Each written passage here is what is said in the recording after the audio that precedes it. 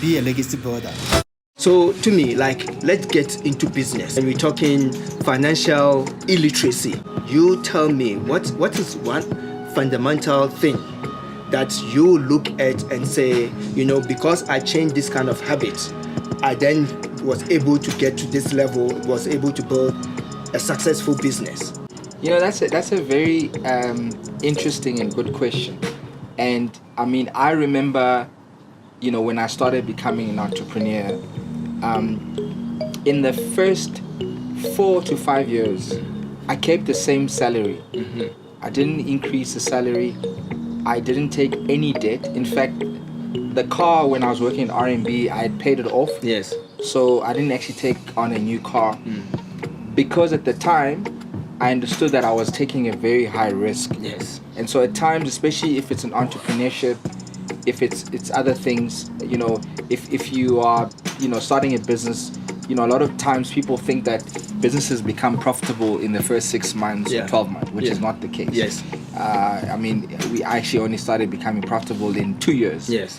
And so the discipline I had was that I needed to really cut on my expenses. So my personal expenses were actually zero.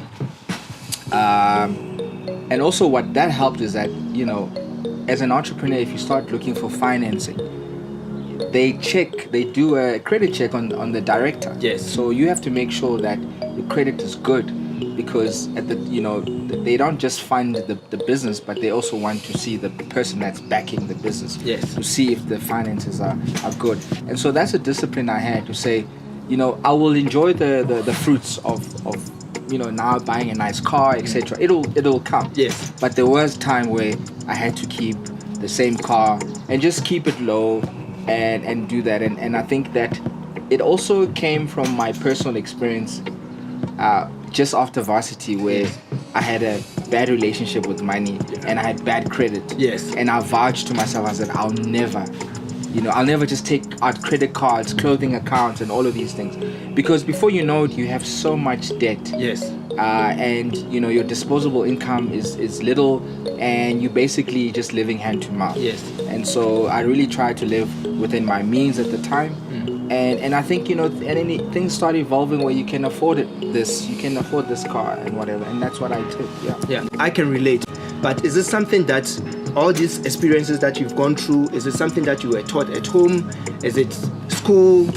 How did you figure this out? Unfortunately not. Unfortunately, I mean, even having studied a finance degree, you weren't taught about how to necessarily look after your personal finances, At home, unfortunately not. And I think this was through experience. I had to make some bad decisions. And, I think to learn from my mistakes. And, in this platform, hopefully people can learn and not repeat the same mistake. Yes. I mean, the whole idea of this platform is to say, don't make the same mistake. Be a legacy builder, and don't forget to subscribe. Cheers.